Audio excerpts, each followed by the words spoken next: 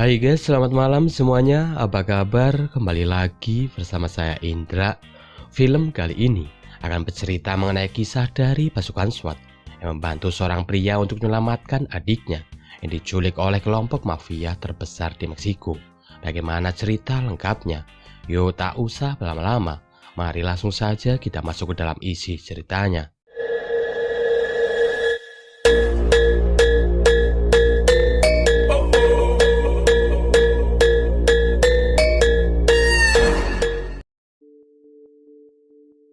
Kisah akan berfokus pada sebuah keluarga yang terdiri dari seorang ayah bernama Steven, sang ibu bernama Margaret, serta anak sulungnya yang bernama Zoe.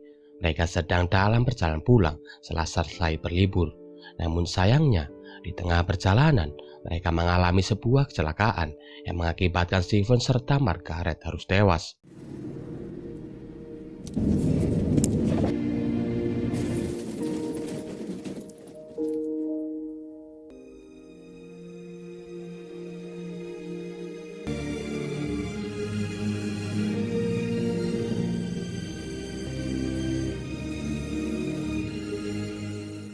10 tahun kemudian, kini Zoe telah tumbuh dewasa dan menjadi seorang gadis yang sangat cantik, idaman bagi para kaum rebahan. Zoe kini tinggal bersama kakaknya yang bernama Ryan, serta teman Ryan yang bernama Cutter. Namun Zoe nampak kurang suka dengan sikap Ryan yang terlalu overprotective kepadanya, karena Zoe merasa kalau ia sudah dewasa dan bisa menjaga dirinya sendiri. I'm not, Zoe. Hey!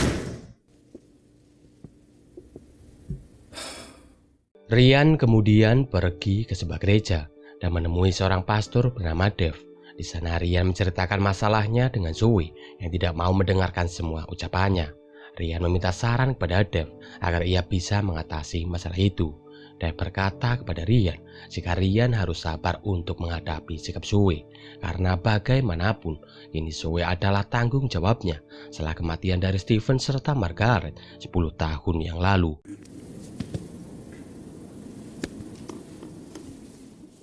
Zoe sendiri pergi menonton pertandingan rugby bersama pacarnya yang bernama Michelle. Setelahnya mereka berniat pergi ke sebuah pesta. Namun tiba-tiba Zoe ditelepon oleh Ryan yang memintanya untuk pulang. Di sini sebenarnya Michelle sudah ingin mengantarkan Zoe pulang karena ia tak enak dengan Ryan.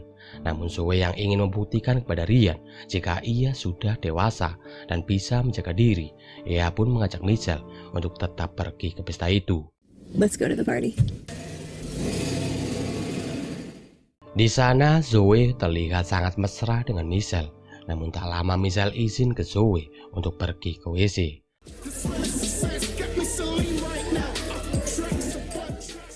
Zoe yang merasa cemas karena Michelle tak kunjung kembali, ia pun menyusul Michelle. Dan betapa kagetnya Zoe ketika mengetahui Michelle yang tak pergi ke WC dan malah berada di kamar bersama seorang wanita.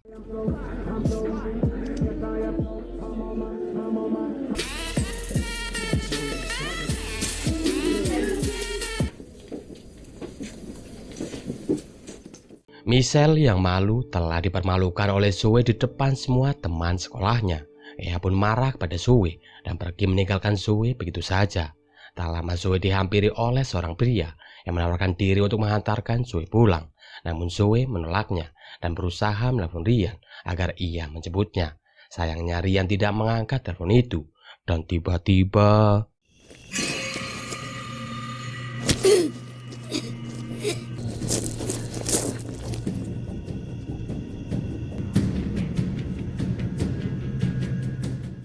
Paginya Ryan yang menyadari kalau Zoe belum juga pulang.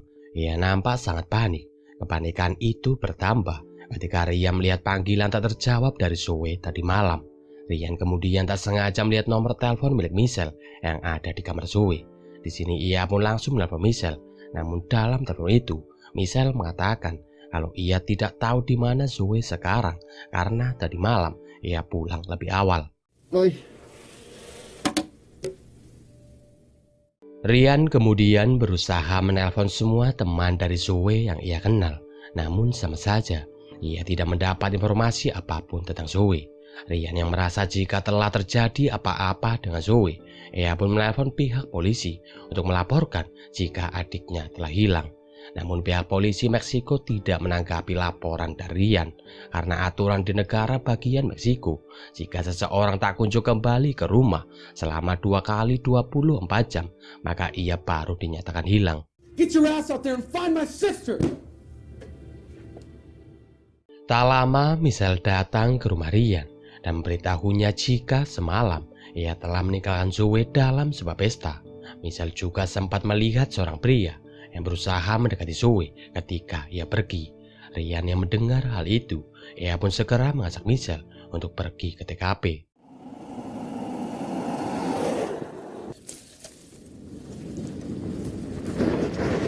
Bro.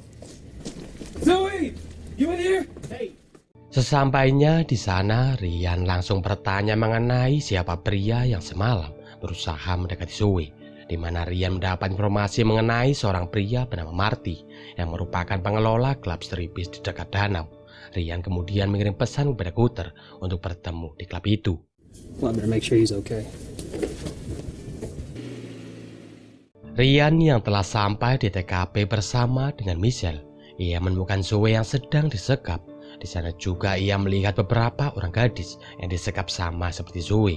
Namun ketika Rian berusaha melepaskan Zoe, dan tiba-tiba... Michael, watch out! Brother. Cutter sendiri yang baru saja tiba di TKP, ia pun berusaha menyadarkan Rian yang pingsan. Tak lama Rian pun tersadar. Di sini ia langsung minta Cutter untuk mengambil senjata, sedangkan ia berusaha masuk ke dalam klub itu. Sayangnya di dalam, Rian serta Cutter tidak menemukan Zoe. Namun untungnya mereka menemukan sebuah amplop yang berisikan foto dari Zoe serta beberapa lembar uang dan sebuah peta yang menunjukkan arah kemana Marty akan membawa Zoe. Dari sini mereka sadar jika Zoe akan dijual oleh Marty kepada bos mafia terbesar di Meksiko bernama Juan. I'm gonna kill him. Sementara itu Zoe nampak sudah pasrah. Ia pun berkenalan dengan dua gadis yang senasib dengannya, di mana mereka adalah Alana serta Tasha. Mereka kemudian dipanggil oleh anak buah Marty yang bernama Kes, yang meminta mereka untuk menuruti semua apa yang ia katakan jika mereka ingin selamat.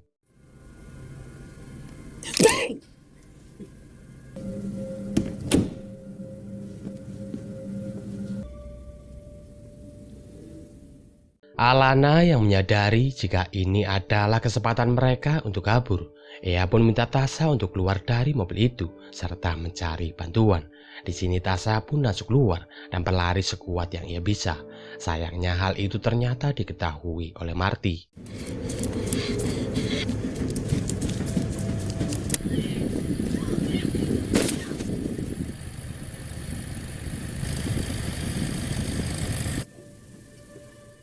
Marty kemudian mengancam Zoe serta Alana jika mereka berusaha kabur seperti Tasha, maka ia tak segan akan membunuh mereka berdua.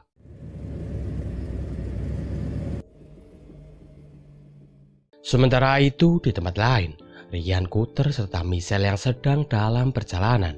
Mereka berdebat di mana Cutter serta Michelle meminta Rian untuk meminta bantuan kepada pihak polisi. Namun Rian tidak sepakat akan hal itu karena ia sadar jika Zoe pasti akan dibunuh jika Marty mengetahui hal itu. Rian mengatakan jika ia telah berjanji kepada mendiang kedua orang tuanya jika ia akan menjaga Zoe. Rian yang sangat muak karena terus didesak oleh Cutter serta Michelle, ia pun dengan emosi mengatakan, jika kalian tak ingin membantuku menyelamatkan Zoe, aku pun berani jika harus pergi seorang diri. Dan betapa cupunya si Michelle, di mana dengan bodohnya ia mengatakan bahwa ia tidak bisa ikut menyelamatkan Zoe karena ia takut. Look at me. He said if we go.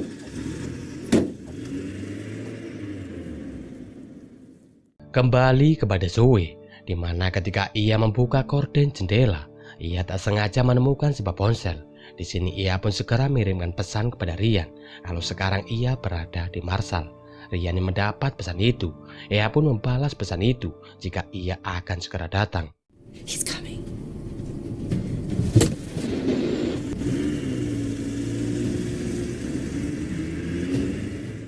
Marty kemudian menghentikan mobilnya dan memanggil Zoe serta Alana, di mana Marty mengatakan kepada Zoe jika sebentar lagi akan ada seorang pria bernama Walter yang telah membayarnya sebesar $600.000 untuk bisa menikmati tubuh milik Zoe. Zoe lalu diminta oleh Cass untuk melepas bajunya serta menunggu Walter di ranjang. Ew, you are tiny.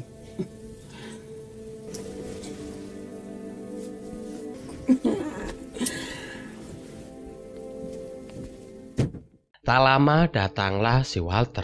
Di sana ia pun langsung berusaha menggagahi tubuh dari Zoe. Zoe yang sangat ketakutan. Ia pun terus memohon serta mengingatkan Walter akan keluarganya, di mana hal itu ternyata membuat Walter teringat akan anak serta istrinya di rumah, yang membuat Walter mengurungkan niatnya. Namun ketika Walter keluar, ia malah dihajar oleh Big karena Big menganggap walaupun Walter tidak jadi memakai Zoe, ia harus tetap membayar. Walter pun akhirnya harus tewas setelah Marty memutuskan untuk membunuhnya. Semua itu Marty lakukan karena ia khawatir jika Walter akan melaporkannya kepada pihak polisi. I'm positive.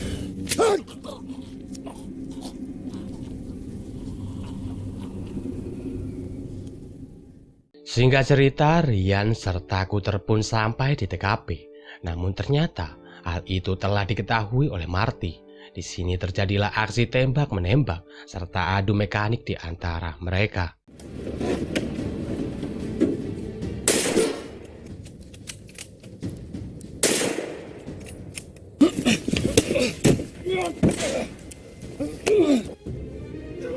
Get Zoe!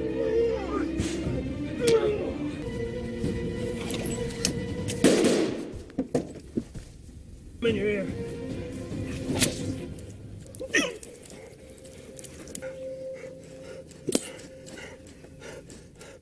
Sayangnya ketika mereka telah berhasil menyelamatkan Zoe, tiba-tiba Cutter ditembak oleh Marty hingga tewas. Sementara Zoe serta Ryan, mereka dibawa oleh Marty ke markas milik Juan.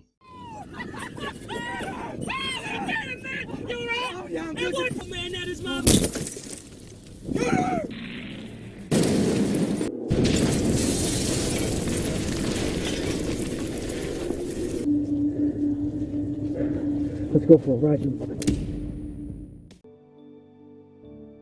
Di sana Juan memberitakan Marty agar membawa Zoe serta Ryan ke dalam ruangan yang berbeda, di mana Zoe dimasukkan ke dalam ruangan khusus para wanita, sementara Ryan ia dimasukkan ke sebuah ruangan khusus. Di sana ia pun disiksa oleh Marty serta Juan karena Ryan dianggap telah ikut campur dengan bisnis mereka.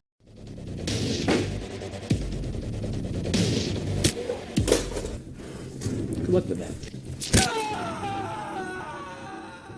Sementara itu di tempat lain, Michelle pergi menemui Pastor Dev.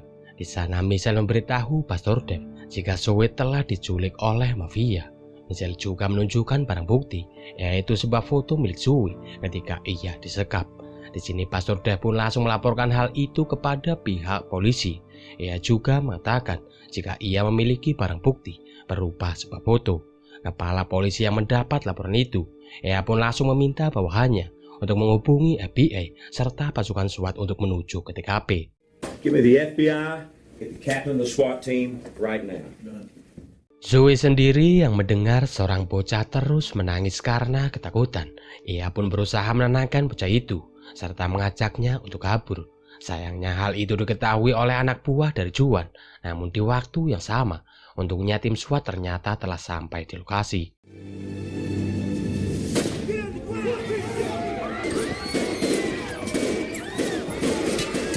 Let's go.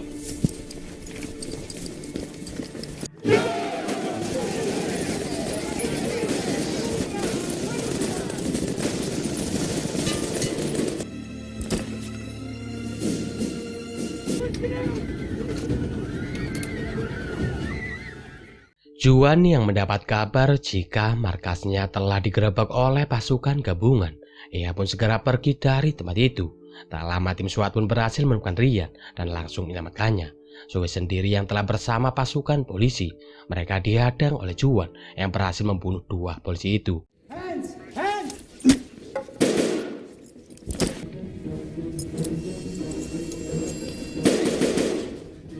Kembali kepada Juan yang berusaha kabur menggunakan sebuah helikopter. Ia pun akhirnya harus tewas setelah ditembak oleh pasukan sniper yang membuat helikopter yang ia naiki harus jatuh.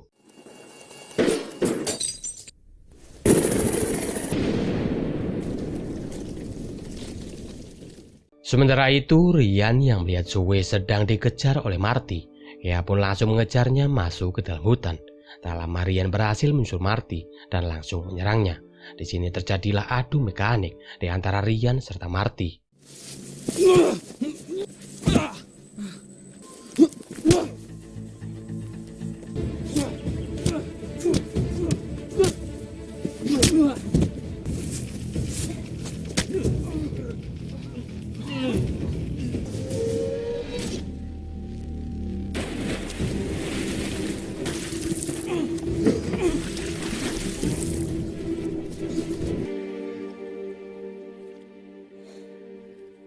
Dan pada akhirnya, Zoe serta Ryan pun berhasil diselamatkan oleh pasukan gabungan. Singkat cerita, beberapa bulan setelah kejadian itu, Zoe terlihat pergi mengunjungi makam dari Cutter karena ia merasa jika Cutter meninggal karena kesalahan yang ia buat. Tak lama ia dihampiri oleh Ryan yang mengatakan jika ini semua adalah sebuah takdir, sama seperti kejadian yang dulu menimpa mendiang kedua orang tua mereka. Dan film pun selesai.